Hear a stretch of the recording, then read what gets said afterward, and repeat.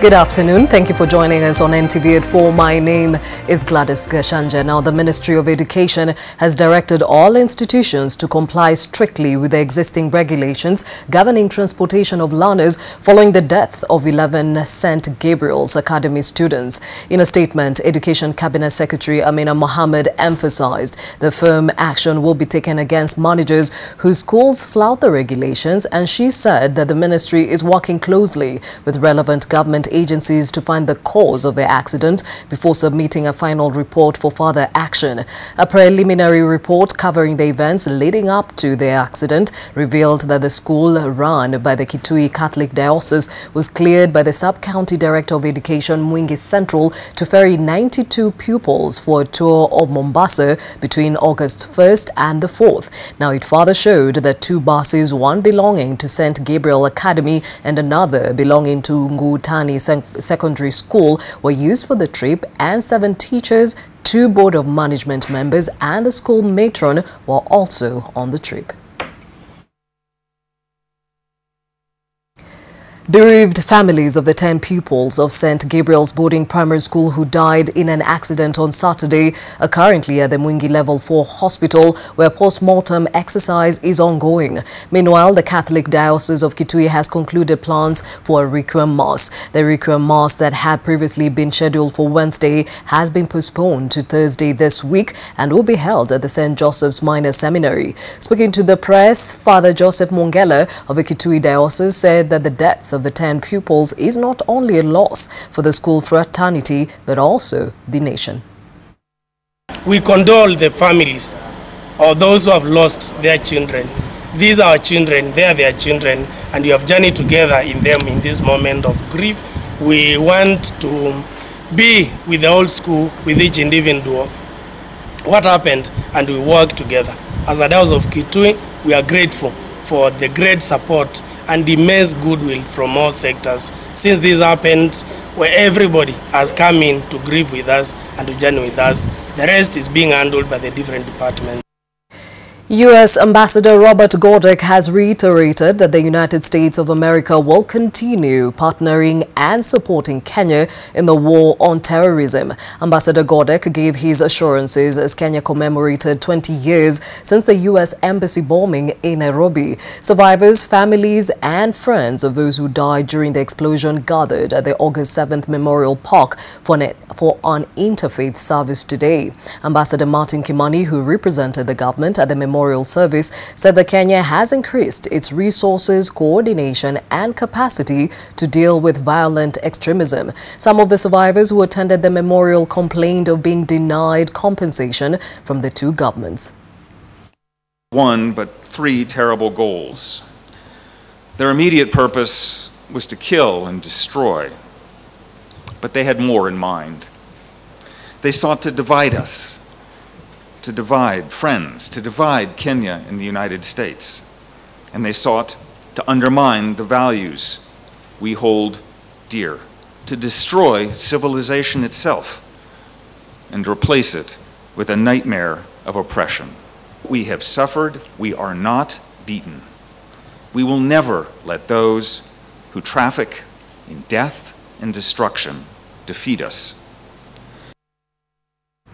Away from that, Kenya is targeting to grow its tourism earnings by 18% this year and to add some 1 million more tourists in the next 4 years as it seeks to increase the sector's contribution to the country's economy. Last year, earnings from the industry grew by 20% to 120 billion shillings, meaning that this year's growth projection is lower than that of 2017, even though it was an election year. Tourism Cabinet Secretary Najib Balala spoke during a briefing ahead of the upcoming SCAL International World Congress slated for October. So far, the tourism industry is very positive. It's doing very well. We hope the numbers will go up. Our target with Kenya Tourism Board is about 18% growth this year. So we are hoping that target is going to be sustained. There's a lot of interest in Kenya, and I believe we will do very well. This Congress will complement even the future marketing of Kenya. And our focus in the next 5 years is to increase our numbers from the 1.5 million arrivals to 2.5 million arrivals by 2022. To Kiambu County, and the county enforcement officers are accused of attacking 3 business people who were seeking audience with the governor to present a petition to the governor over reported sanctions. Now, the trio was among other business community members who were protesting the destruction of their businesses. The business community members now want the Interior Ministry to help address their grievances. It is reported that members of the county enforcement team were ferried with 4 Land Rovers to the governor's office. Armed with crude weapons, they set upon the business community members, forcing them out of the governor's office. Mimi sijai chapwa hivyo tangu nizaliwe. Nimechapwa vibaya, nimedhulumiwa, na after hiyo kichapo yote nimeletwa hapa kwa Kiambu na askari wa Kiambu Police Station. Na nikaletwa hapa Kiambu Hospital. Nimekaa hapa like 3 hours. Hakuna dawa. Kwa kitanda ni ukweli tumelala watu wawili, unatolewa mwingine anakuja analalishwa na hakuna dawa nimepewa. Mimi walikuja wakiniita jina na wakinitafuta pahali niko. Mimi naamini ya kwamba hii ilikuwa kuniua kwa sababu walinigonga hapa nyuma ya kichwa, na hawezi gonga mtu chini ya kichwa kama hutaki kumuua. Among the business community members was former Kiambu County Assembly Speaker and lawyer Irungu Gathi, who condemned the attack, calling for action against the enforcement team. Na national government ndio iko na hii mambo. If security, local security haichukui hatua, tutapeleka private prosecution. The injured victims are former CEC of Roads John Mugwe, Wamboi wa Githurai and Karanja Muchai. This attack comes barely a week after the governor returned from a trip to the United States to walk into a storm over the management of Kiambu Hospital. One of the people injured by the officials was a business lady known as Wamboi and a gentleman known as Mugwe, who were accused of posting negative writings on social media which hurt the governor. The victims were rushed to Kiambu Hospital and later moved to seek treatment elsewhere. Doreen Majala, NTV. A suspected thief was this morning lynched by an angry mob in Kisumu's Polyview estate. According to the residents, the thief was lynched for stealing a laptop. According to the owner of the house, he was alerted of the thief's presence by his sister, who raised the alarm. Sasa mimi ile kushtuka, nimeona mtu anapita mbio. Unaona? Mimi ile kuamuka kumfuata, nikapata shada ndia chu. Kujaribu kumshika hivi, nikaona alipita kama amekuja ameruka chini. Neighbors who heard the commotion responded immediately. The thief was smoked out of his hiding place by the irate residents, who descended on him with stones before setting him on fire. Sasa ile harakati tulikuwa namtetea at least atuambie vitu siko wapi. Lakini raia nao walikuwa wameshaamuka kwa ile hasira, hawakutaka kusikia. Residents suspect that the man was part of a gang that has been terrorizing them for a long time. Just a day before yesterday, I was also attacked at the nearby estate with the same thieves. I believe they're the same thieves because I now categorize them as one. They are now calling on the police to intensify night patrols in the area to curb the rising crime rate. Huko Kusa, NTV. A 30-year-old man from Molo Sub-County was today charged with defiling a 7-year-old girl. The man, identified as John Karanja, is accused of committing the offences on July 30th at his home in Cape Left area.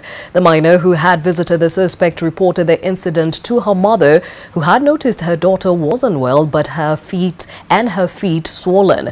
Appearing before resident magistrate Emmanuel Soiter, the suspect denied the charges and the suspect was released on a 500,000 shilling bond and a surety of similar amount. The case will be mentioned on August 21st and heard on the 2nd of October.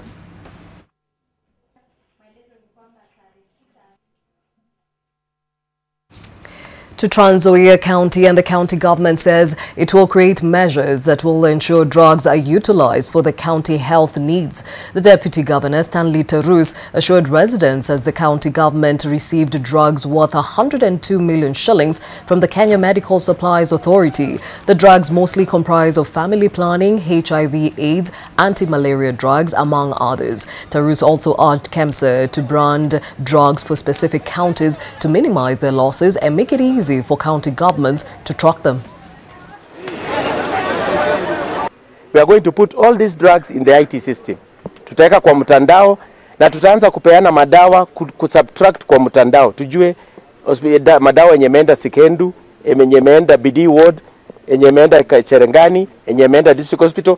It is subtracted from the system so that monitoring and evaluation tupate value for money. Hatutaki hapa tufanye tu sarakasi kwamba tumereceive madawa na kesho after 1 month mnakuja hapa tena hakuna dawa kwa hospitali, because hatujui vile madawa ilienda. Across the borders now, 27 supporters of Zimbabwe's MDC opposition party have been released on bail over alleged violence at last week's post-election protests that triggered a security crackdown. Prosecutors had opposed bail, saying the accused 19 men and 8 women were linked to the deaths of 6 people when the army opened fire on opposition supporters protesting against alleged election fraud. At least 5 of the accused are polling agents who had been visiting MDC headquarters to hand in polling returns and collect travel expenses, according to the defense. MDC lawyer Danford Halimani welcomed the judgment and said he had no doubt all of the accused will be acquitted. The court has granted bail to all the accused persons. The court has indicated that it did not consider any of them to be a flight risk. The judgment was so brilliant, we're still trying to process it. It basically confirmed what we had submitted to the court, which is that the accused persons were definitely proper candidates for bail. Some sporting action now. Ronald Bukusi has resigned as the Chief Executive Officer of the Kenya Rugby Union just days to a crucial Kenya 15th Africa Gold Cup fixture due to what he termed as personal reasons.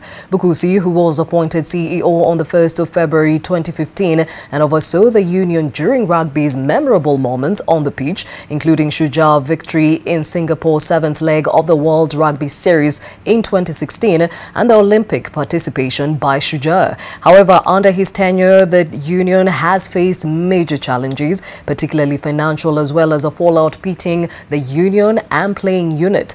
KRU Director Sylvia Kamau will take over as acting CEO until the end of 2018.